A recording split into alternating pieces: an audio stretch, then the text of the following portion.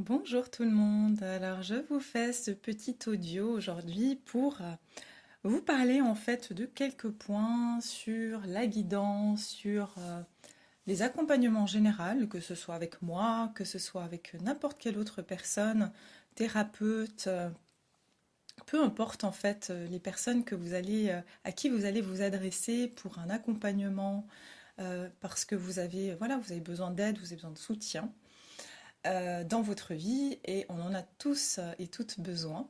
Donc j'aimerais en fait pouvoir vous apporter en tout cas peut-être certains éléments qui peuvent vous aider un petit peu à comprendre et puis j'ai envie de dire pas tomber dans le piège de, de ces relations, on va dire justement entre un thérapeute ou par exemple quelqu'un qui vous fait une guidance.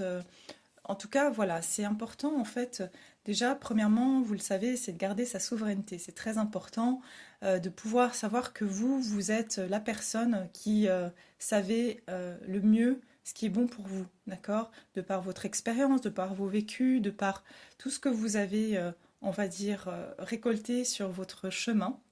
Il y a des richesses qui sont avec vous et que personne n'a le droit en fait de remettre en question. Ça, c'est la première chose qui est très importante en fait, c'est que malgré que vous puissiez être dans un moment de vulnérabilité, de faiblesse, et donc c'est souvent à ce moment-là qu'on s'adresse aussi hein, à une aide extérieure, c'est parce que soi-même on se retrouve voilà, face à une interrogation, face à on va dire une problématique et donc on va aller vers quelqu'un et on va lui transmettre, on va partager en fait cette problématique ou alors ses doutes avec donc ce thérapeute ou peu importe ce médium ou voilà.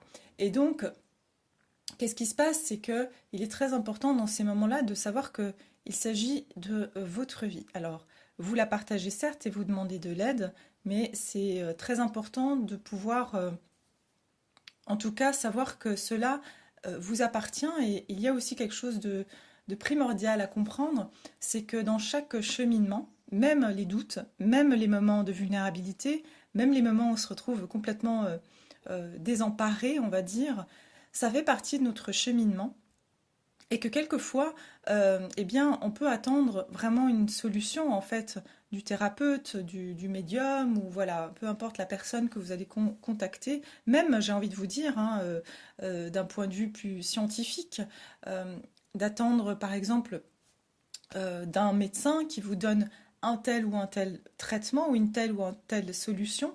Et en fait, le problème, c'est que on place notre pouvoir entre les mains de quelqu'un. Voilà. Et placer son pouvoir entre les mains de quelqu'un, c'est en fait perdre le sien.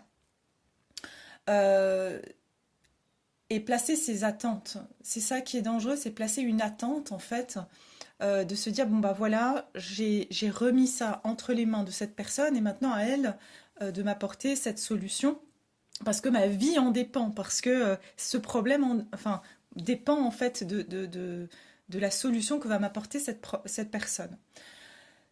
Et ce qui se passe, c'est qu'en fait, on perd en fait le sens de notre propre leçon, de notre propre expérience et pourquoi est-ce qu'on vit cette situation. Et ça, c'est vraiment que en nous. Je sais que c'est pas quelque chose qu'on aime bien entendre parce que je suis comme vous, je suis humaine et ça c'est aussi un autre point que je vais relever par la suite. C'est que la personne en face de vous n'est qu'un humain. Un humain qui a ses défauts, un humain qui se trompe, un humain qui a ses croyances. Et donc, cette personne va faire clairement avec son professionnalisme du mieux qu'elle peut pour vous aider, mais elle ne pourra pas être, et elle ne doit pas être la solution à votre problème. Elle peut vous apporter, en fait, on va dire, elle va venir avec une lampe torche éclairer en vous ce qui existe déjà. Mais en aucun cas, elle devrait rajouter quelque chose en vous ou enlever quelque chose de vous. Et donc, ça, c'est quelque chose qui est important à comprendre et éviter en fait d'avoir, et c'est pour ça que d'ailleurs, désolée, hein, je pars peut-être dans tous les sens, mais c'est pour ça aussi que on a entendu, on entend d'ailleurs des abus qui ont été faits. Hein. Vous savez, on appelle ça, je crois, le syndrome de la blouse blanche ou quelque chose comme ça. C'est même des médecins hein, qui ont pris l'ascendant sur leur patient. Moi, ça m'est arrivé, hein. Ça m'est arrivé d'être dans une situation de vulnérabilité au niveau de ma santé et de revenir, parce que le médecin me faisait revenir plusieurs fois à des rendez-vous alors qu'il ne me donnait pas de solution. Et je me suis retrouvée avec une facture énorme alors que j'ai eu aucune solution en fait par rapport à ma problématique. Et en fait, quand j'ai reçu la facture, c'est là où je me suis réveillée. Je me suis dit, mais je me suis vraiment fait avoir en fait. J'aurais dû dès le départ poser les choses, voilà, dire si cette personne m'apporte pas la solution voilà, ou on va dire qui va venir éclairer chez moi, en tout cas la solution qui est la meilleure pour moi dans cette situation, ou qui va pas me conseiller, en tout cas dans le bon sens, bah, j'aurais dû tout de suite arrêter. Mais comme on est en position de vulnérabilité dans ces moments-là, eh bien on a tendance en fait à justement à se laisser en fait emporter, hein. Donc, et puis on va avoir comme il y a vraiment une hiérarchie qui va se placer entre la personne qui a un savoir, qui est mieux placée que nous de savoir et d'avoir la solution, et donc nous on se place en position inférieure. Et donc ça devient très dangereux. Euh, et là, on peut vraiment profiter de vous si vous vous retrouvez en face de personnes malveillantes. Mais bien sûr, je ne vous parle pas là de personnes malveillantes, même des personnes qui sont tout à fait bienveillantes, qui veulent votre bien. Euh, c'est vraiment important de pouvoir, en tout cas, prendre conscience de ça. Et puis, c'est vrai que ça m'arrive des fois en consultation, et c'est vrai que j'essaye du mieux que je peux, parce que c'est pas évident, mais de faire comprendre que la vie, ce n'est pas noir, ce n'est pas blanc, c'est nuancé. Des fois, il y a des choses dans notre vie on ne doit pas comprendre maintenant. Et donc, on va demander peut-être une réponse pour une telle ou telle situation. Et puis, la réponse, c'est pas, voilà, elle n'est pas toute claire, ou elle n'est pas toute, on va dire, parfaitement comme on l'aurait souhaité. Euh, et puis, euh, et puis voilà, on est déçu, ou alors on n'est pas, on est encore dans le doute. Et ça, c'est aussi important de savoir que, encore une fois, la question c'est pourquoi est-ce qu'on est dans ce doute? Pourquoi est-ce qu'on est dans cette situation? Et si on n'a pas la réponse, et si on ne peut pas avoir la réponse, c'est peut-être parce qu'on ne doit pas l'avoir pour le moment. Peut-être parce que ces doutes sont importants à ce moment-là. Vous comprenez? Euh, donc c'est ça aussi, c'est que et je comprends, et je vous dis, je suis humaine, je suis comme vous, donc je ne me place en aucun cas au-dessus ou en dessous. On est vraiment pareil, parce que moi aussi, je vais consulter, voilà, et je sais que je l'ai déjà fait, et que je vais certainement le faire, parce que c'est des mécanismes, on va dire, qu'on a, c'est d'aller chercher vraiment une réponse, et ça c'est parce qu'on est dans une anxiété. Il faut savoir que c'est pas nous qui avons besoin de la réponse. Euh, on a, c'est vraiment notre anxiété, notre peur finalement, qui a besoin d'être rassurée. Et le gros problème avec ça, c'est que c'est éphémère. C'est-à-dire que on va vous rassurer. Imaginons, vous venez pour une guidance, vous me dites, voilà, vous me dites à moi, vous dites à n'importe quelle autre personne que vous allez consulter.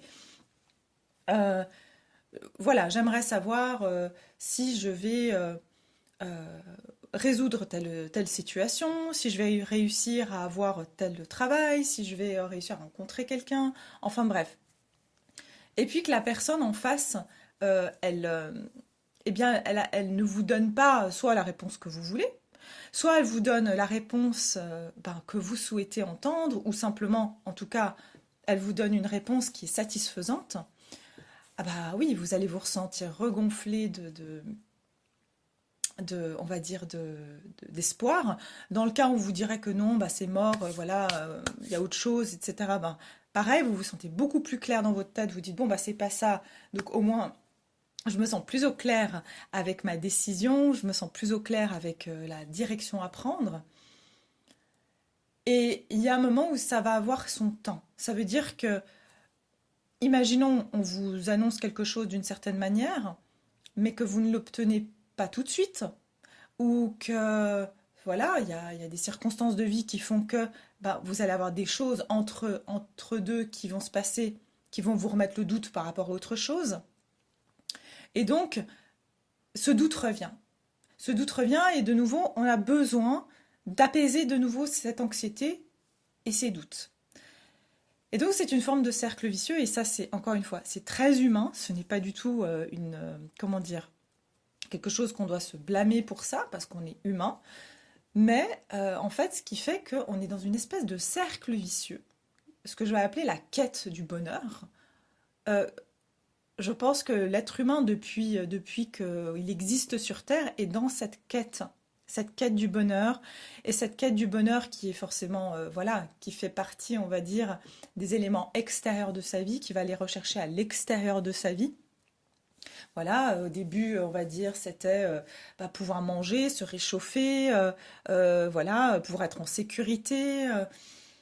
Voilà, après, voilà, nos besoins ont, on va dire, évolué avec le temps.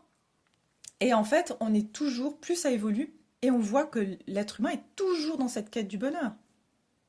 L'homme préhistorique, il s'est peut-être dit, ben, le jour où j'aurai un briquet ou une allumette, ma vie, elle sera merveilleuse. Mais le jour où il a su faire du feu, ben, il voulait, justement, il voulait créer des briquets, des allumettes. Et quand il a créé des briquets, des allumettes, ben, il voulait créer de l'électricité. Et puis, voilà. Et puis. Et donc, en fait, c'est un petit peu cette dynamique-là. Et l'être humain est comme ça. Et c'est ce qui, par contre, ce qui est génial, c'est que ça l'amène à évoluer. Ça l'amène à ne jamais rester dans la position de se, on va dire, reposer sur ses lauriers et quelque part aussi cette soif, entre guillemets, de vouloir en vouloir plus, eh bien c'est aussi le moteur qui nous permet d'avancer. D'accord? Donc, aujourd'hui, c'est pas donc pour vous, comment dire, c'est pour vous mettre un petit peu, on va dire, pas prendre des précautions, mais en tout cas vous informer. Voilà, c'est plutôt, on va dire, c'est à titre informatif, parce que surtout en ce moment, je ressens beaucoup, beaucoup d'anxiété. Moi-même, hein, je suis anxieuse, on est tous, hein, c'est vraiment normal avec ce qui se passe dans le monde. Je veux dire, c'est tout à fait normal qu'on ressente cette anxiété et cette peur du lendemain. Nous vivons dans une période très incertaine. Et en fait, beaucoup de personnes sont en quête de vérité, en quête de savoir. Et ce savoir et cette vérité, elle est en nous. Euh, et en fait, on a tendance à dire, mais il faut que quelqu'un de l'extérieur me trouve cette réponse ou me donne, voilà, m'amène cet apaisement. Parce que qu'est-ce qu'on est en train de chercher, en fait, fondamentalement? On ne cherche pas la réponse à notre question. On ne cherche pas la solution. En fait, ce qu'on cherche, c'est la paix. Si on était en paix intérieure, on ne chercherait pas. Oui, on voudrait s'améliorer sur des points, mais je ressens en fait des fois vraiment cette, si je peux dire, cette pression, des fois qui est vraiment, mais il faut que je sache ça, sinon, enfin, ma vie dépend de cette réponse, ou ma vie dépend de ce qu'on va pouvoir me solutionner ça, ou dépend que je puisse guérir de cette blessure. Et en fait, c'est vraiment, je dirais, l'axe principal, c'est de pouvoir trouver la paix. Et une fois qu'on est en paix, on peut d'ailleurs beaucoup mieux réceptionner les messages et accueillir aussi peut-être la guérison. Et si ça ne doit pas se faire maintenant, ça se fera quand c'est juste en fait, pour vous. Donc voilà pourquoi je vous dis tout ça. Euh, c'est surtout pour vous dire qu'aucun autre être humain n'a un droit de vie sur vous, n'a un droit de décision sur vous, n'a un droit de vérité sur vous. Euh, D'ailleurs, c'est très important aussi, et ça, comme je suis hypnothérapeute, de comprendre que en hypnose, on nous a appris, enfin en tout cas moi, la technique que j'ai appris, c'est de ne pas remettre en question les croyances de la personne. Pourquoi? Parce que vos croyances, à un moment donné, on les a tous forgées, on va dire nos croyances, durant l'enfance, en tout cas jusqu'à l'âge de 6 ans. Et puis, ces croyances-là, on les a créées pourquoi? Parce qu'à un moment donné de notre vie, elles nous ont protégés.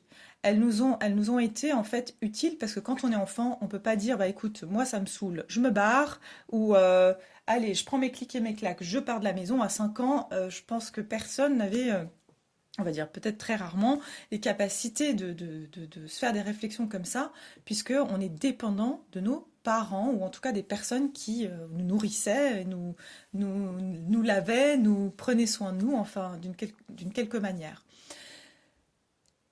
Et ce qui se passe, c'est que à un moment donné, ces croyances, elles nous ont sauvé la vie. Ça veut dire que c'est vraiment là, on est sur la peur de la mort, et, euh, et elles nous ont sauvé la vie. Et le problème, c'est que ça s'est engrammé, donc c'est vraiment ici, on parle du cerveau reptilien, hein, on va dire. Euh, et pardon, le cerveau reptilien, c'est vraiment ces mémoires-là qui sont des réflexes, d'accord? C'est les mémoires réflexes, et on va avoir tendance, en fait, à réagir par rapport à ça. Plus tard dans notre vie, quand le même genre de situation va se présenter, eh bien, on va réagir avec cette croyance-là. Ok?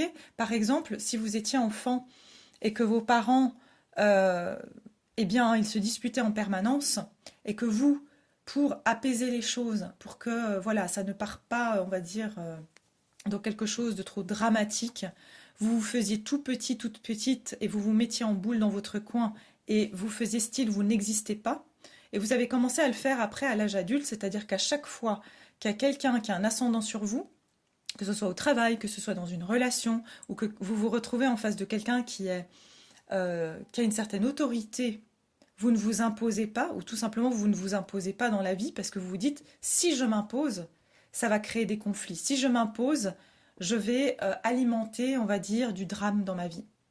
Et donc je me fais tout petit ou toute petite parce que ma présence, quand j'étais petit, a créé des conflits, a dérangé, parce que l'enfant, il pense toujours que c'est de sa faute, hein, d'accord?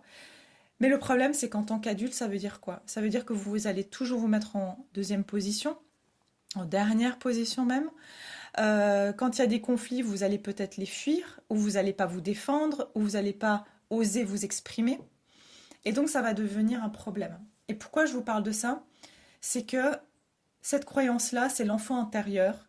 Et en tant qu'humain, en tant que thérapeute, en tant que voilà, on n'a pas le droit de remettre en question et de dire mais t'es nul, pourquoi est-ce que tu te mets pas en avant, pourquoi tu te défends pas, pourquoi est-ce que tu te laisses faire.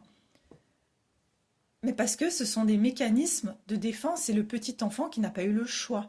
Donc vous ne pouvez pas aller remettre cette croyance en question de manière frontale.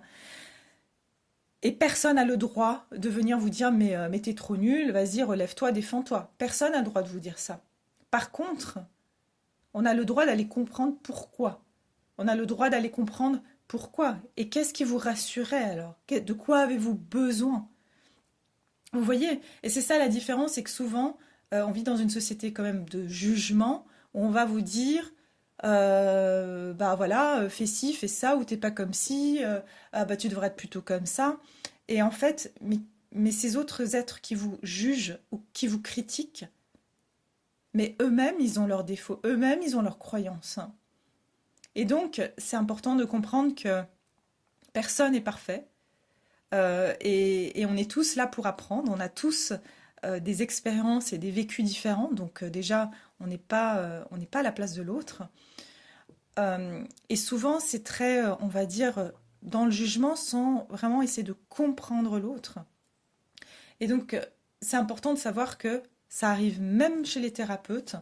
Moi je l'ai vu, hein, je l'ai expérimenté en, en ayant voir des thérapeutes. euh, Vraiment voilà, qui vont tout de suite vous dire, ben tiens, voilà, t'es comme ça à cause de ça, ou pourquoi tu fais pas ça, enfin bref. Et je vous dis franchement, c'est pas, encore une fois, c'est pas parce que quelqu'un porte entre guillemets la blouse blanche ou on va dire la tenue du thérapeute, on va dire l'enseigne, le titre, la chaîne YouTube, peu importe. C'est très important de ne mettre personne sur un piédestal. Ce sont des humains, d'accord? Et ça, gardez votre bon sens. J'ai envie de dire, gardez votre nez, parce que votre nez, vous sentez, on a tous la capacité de sentir. Et si quelqu'un vient déranger quelque chose, une croyance en vous, alors c'est intéressant de vous y pencher, de dire, ok, pourquoi ça m'a dérangé? Mais en aucun cas, C'est-à-dire que cette personne, elle a forcément cette croyance, elle est venue toucher quelque chose chez vous, mais ça ne veut pas dire qu'elle a la vérité. Vous voyez ce que je veux dire? Donc c'est important de vous aller trouver cette vérité et pas qu'on vous l'impose. Peu importe, on va dire, le titre, encore une fois, de cet individu, ou encore, j'ai envie de dire, la hiérarchie. Hein. On le voit bien aujourd'hui, je ne vais pas citer ce qui se passe dans le monde, mais on le voit bien avec des, des- des- des figures très haut placées. C'est pas parce qu'elles ont certaines positions qu'elles ont amené, on va dire, la paix dans le monde. On est bien d'accord. Donc, c'est ça que je voulais faire comme point avec vous. Je pense que c'est essentiel et important, surtout dans le monde dans lequel on est actuellement, parce que ça amène beaucoup de divisions. Ça amène encore aussi hein, ce fameux triangle de Karpman, hein, victime, bourreau et sauveur.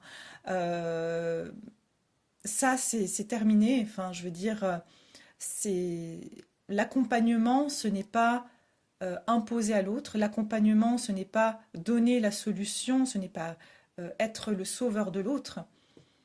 C'est celui qui danse avec vous, en fait. C'est celui qui vous montre les pas et après, vous savez danser, en fait. Et c'est ça que vous devez comprendre, tout simplement. Voilà, je vous embrasse très fort. J'espère que ce petit